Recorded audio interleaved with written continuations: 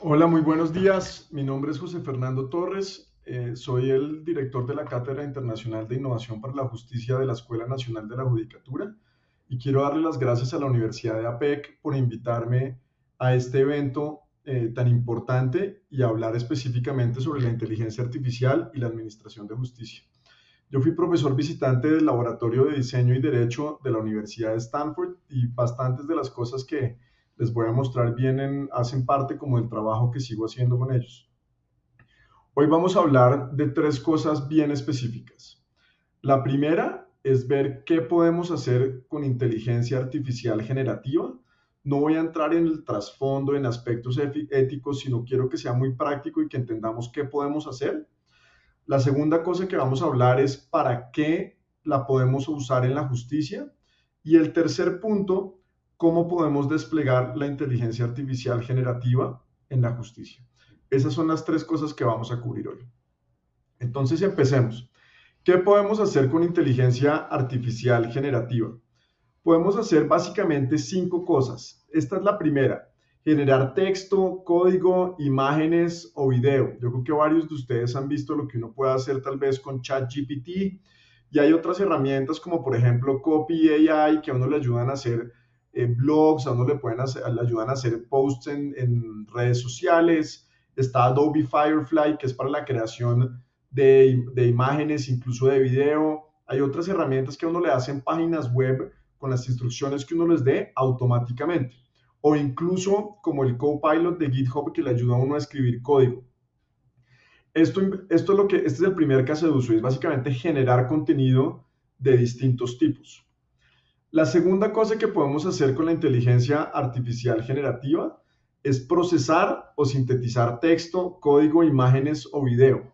Los casos de uso que están aprovechando esta funcionalidad, por ejemplo, son la detección de fraude en comercio electrónico, moderar contenido para evitar cosas como fake news y cosas de ese estilo, categorizar correos, audios, resumir una cantidad importante de información, por ejemplo, hacer resúmenes ejecutivos de reportes largos, de documentos. Yo creo que esto tiene una implicación interesante para hacer resúmenes, por ejemplo, de jurisprudencia y también para utilizar datos. Y hay distintas herramientas que están para esto. Por ejemplo, Superhuman, que es una de las que referencio ahí, le ayuda a uno a categorizar todos los correos electrónicos que uno tiene. Y probablemente después se va a expandir a otro tipo de textos. En Amazon a uno le ayuda, las herramientas le permiten a uno sintetizar todas las reseñas de productos para ver qué producto comprar. O el Code Interpreter de GPT le ayuda a uno a entender el código de otras páginas para uno, o incluso de distintos tipos de software para uno poder aprovechar esa funcionalidad. La tercera cosa que podemos hacer con la inteligencia artificial es generar ideas, y es que nos ayude a pensar, y es estar rebotando ideas con el programa que uno use, como por ejemplo con ChatGPT. Uno le puede decir, mira, esta es la estrategia, por ejemplo, de mi firma de abogados, cómo ves la estrategia, y empezar a rebotar ideas, hacer lo que se llama como una lluvia de ideas o brainstorming, tener ideas para campañas de contenidos, para blogs. Incluso la gente lo está usando para ver hacia dónde, cómo programan un viaje de vacaciones. Esto nos permitiría en la justicia hacer varias cosas, y es generar ideas para nuevos tipos de servicios que ahorita vamos a tocar en eso.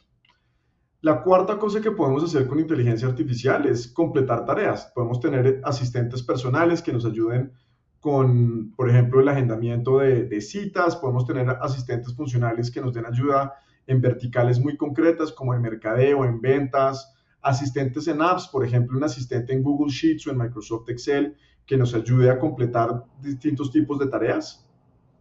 Esto pues tiene un impacto muy fuerte en productividad, como ahorita lo vamos a ver. Y la quinta cosa que podemos hacer es interactuar con usuarios. Podemos tener tutores, hay ya pilotos como de terapeutas, perdón, para temas sencillos, coaches para distintos tipos de cosas, servicio al cliente en distintos ámbitos, por ejemplo, en servicios financieros. Y todo esto también tiene una implicación de cómo lo podríamos usar para la justicia. Quiero arrancar con estos cinco tipos de uso para que tengamos ideas bien concretas de hacia dónde lo podemos llevar. Estos cinco tipos de usos lo que nos permiten es que la inteligencia artificial nos dé superpoderes. Podemos ser más creativos, podemos ser más analíticos, más técnicos, podemos articular mejor las cosas. ¿Qué ha pasado en estos 11 meses a raíz de esto? Como podemos hacer una cantidad de cosas con esto, ya hay estudios sobre el tema que han avanzado muy rápidamente. Hubo un estudio del MIT que indica que personas que usan ChatGPT usándolo bien son un 40% más productivas en comparación con aquellas que no lo usan. Esto es bien interesante porque es como tener un aliado con superpoderes todo el tiempo trabajando con nosotros.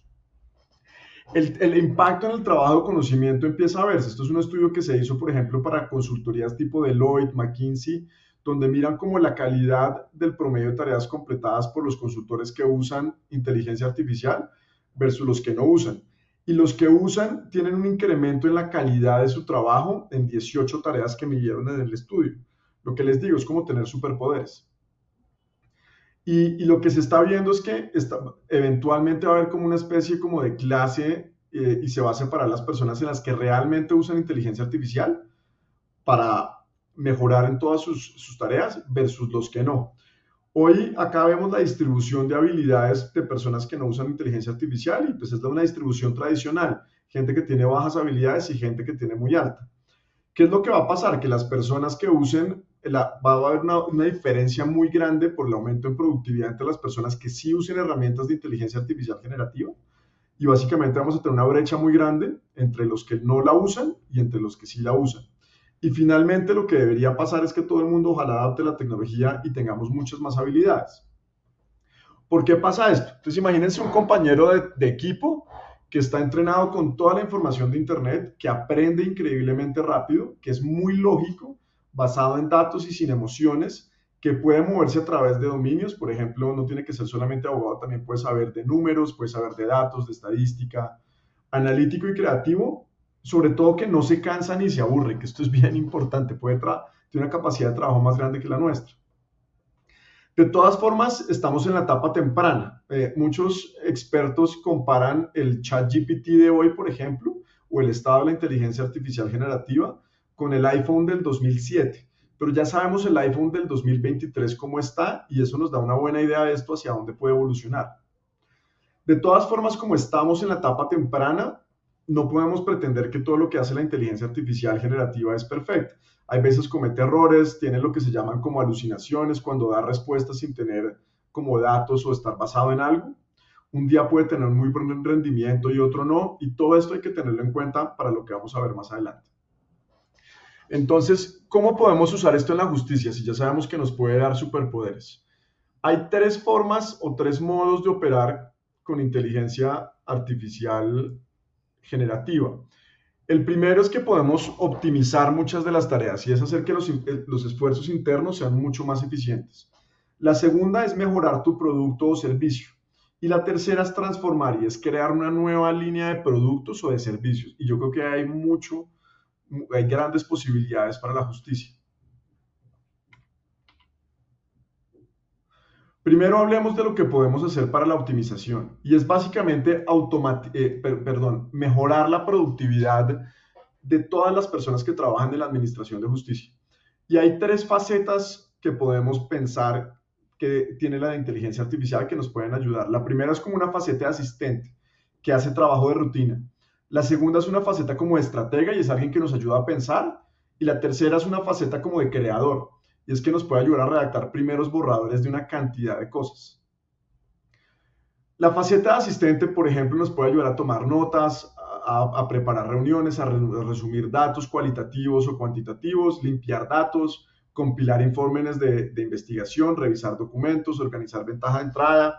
Entonces, esto nos permite que casi cualquier persona de la Administración de Justicia pueda tener un asistente virtual que aumente la productividad y que le reduzca el tiempo de tareas del día a día. Esto tiene un impacto muy grande en el acceso a la justicia. El segundo es ser como estratega y es que analice o critique decisiones que se tomen, revisar una decisión para identificar consecuencias no deseadas o riesgos, revisar opciones para una decisión, dar retroalimentación específica. Yo estoy viendo cómo personas en distintas empresas mandan la presentación que le van a presentar a la junta directiva a ChatGPT para que ChatGPT dé recomendaciones y están dando recomendaciones no al nivel de la junta directiva, pero muy cercano. Entonces, para las personas que no tienen juntas directivas que los asesoren, por ejemplo, pueden usar ChatGPT para que les dé retroalimentación sobre muchos planes de trabajo. Y la tercera es como creador de contenido. Puede crear contenido con los blogs, sobre todo con el tono y voz que uno quiera, publicaciones de blogs, presentaciones, redes sociales, escribir borradores de lo que se llaman un whitebooks de temas específicos, revisar notas, escribir resúmenes ejecutivos. Piensen en cómo podríamos usar esta modalidad, por ejemplo, para hacer muchos resúmenes de jurisprudencia para que la gente sepa qué fue lo último que pasó, que ha sacado, por ejemplo, la Suprema Corte de Justicia, hacer resúmenes de doctrina, incluso hacer publicaciones de blogs para que más personas entiendan. Podemos crear páginas web muy rápidamente, podemos desarrollar logos de una empresa, podemos hacer una cantidad de cosas. Y básicamente si podemos hacer todo esto, la gran pregunta es, bueno, ¿qué vamos a hacer? Y ahorita voy a entrar en eso. La segunda cosa que podemos hacer es acelerar o transformar nuevos tipos de servicios, que ahí es donde yo creo que hay un impacto muy grande. Hay 4 etapas básicamente para intervenir en la justicia. Podemos hacer lo que se llama, lo que yo llamo alfabetismo legal, y es entre más personas entiendan cómo funcionan distintas áreas del derecho y cómo funciona la justicia, menor probabilidad de pleitos van a tener. Por ejemplo, la persona que entienda cómo funciona un divorcio o cómo funciona la custodia de los hijos, va a ser más probable que pueda tener una solución a un conflicto en etapas, por ejemplo, de mediación, que una persona en solución de litigios. Y en la medida en que más personas entiendan el derecho, pues simplemente cumplimos con la labor de tener una sociedad más democrática. También podemos intervenir en contención de litigios, en prevenir litigios o en solución de litigios ya cuando estemos como en tribunales. Y ahorita les voy a dar ejemplos muy concretos. Entonces, si fuéramos a usar la parte de creación de contenidos que les estaba contando que podríamos hacer, podemos usar la inteligencia artificial con la faceta de creación de contenidos para contener litigios. ¿Cómo podríamos contener litigios? Por ejemplo, creando nuevos tipos de servicios de mediación en línea para divorcios, para custodia de menores, para cuotas alimentarias o para multas de tránsito. ¿Y cómo podríamos hacer eso? Podríamos hacer una cantidad de páginas web automáticamente que le expliquen a las personas cómo es todo el paso a paso de un divorcio, todo lo que implica, probabilidades de éxito. Lo mismo para custodia de menores, para cuotas alimentarias, y podríamos crear más adelante servicios de mediación que nos permitan hacer esto. Y les doy un ejemplo.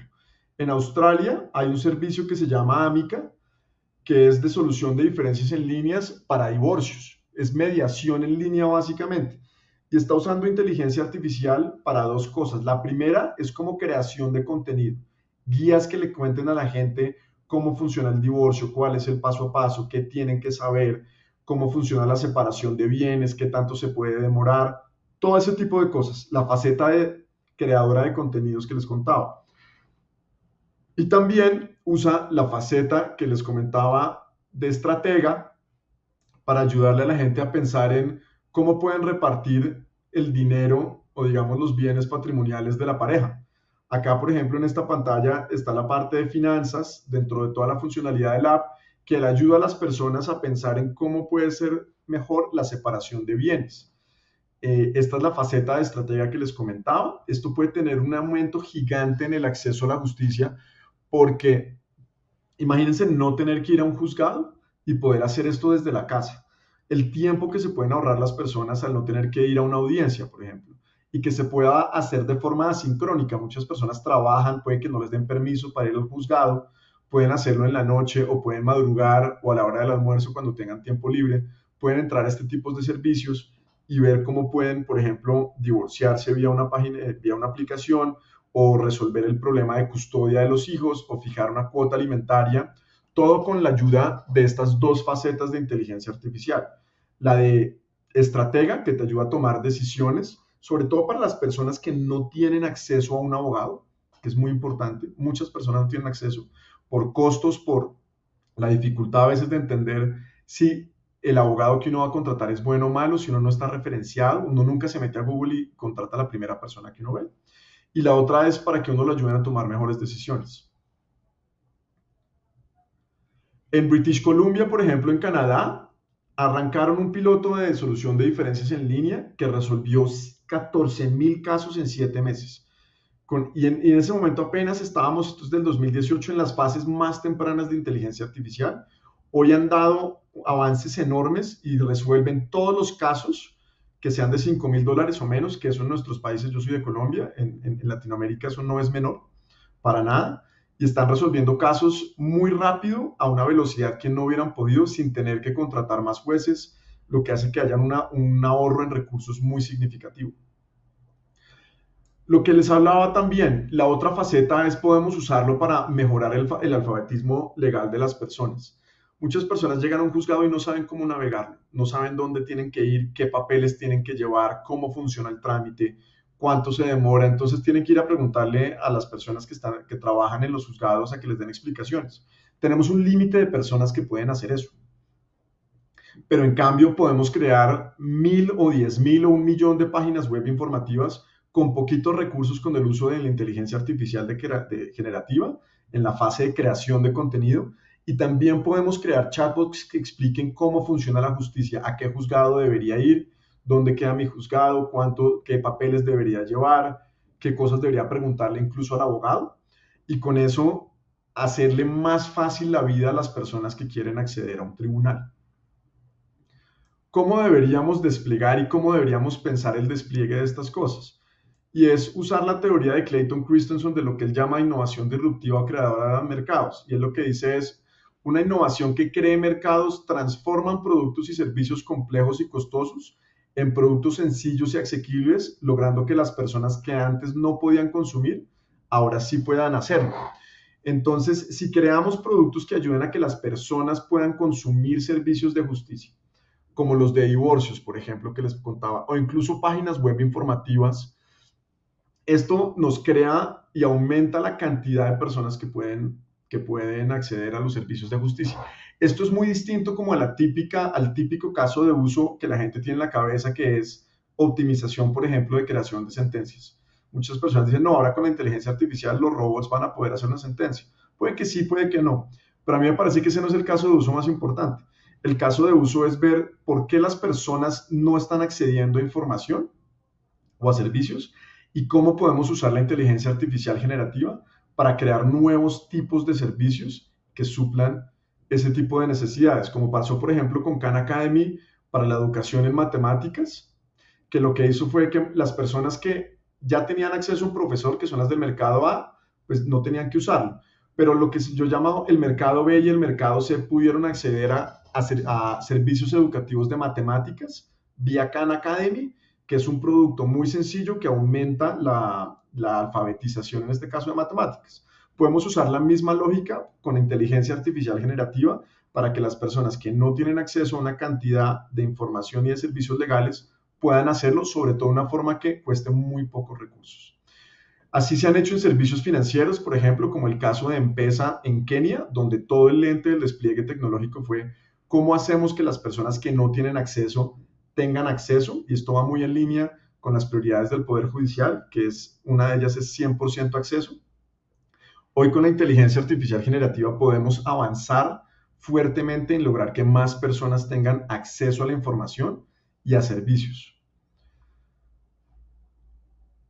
Y básicamente enfocarnos en esto, en crear servicios que aumenten el acceso, creando contenido, productos y productos informativos que no requieran una cantidad de esfuerzos, de recursos, sobre todo de dinero, y que sí permitan que aprovechemos las dos facetas, que yo creo que son las de las que se hablan menos para efectos de inteligencia artificial en la justicia, que es la faceta de creadora de contenido y la faceta de estratega. La faceta de estratega va a ayudar a que los ciudadanos tengan acceso a servicios y la faceta de creadora de contenido va a ayudar a que los ciudadanos tengan acceso a información a la que no tendrían de otra forma.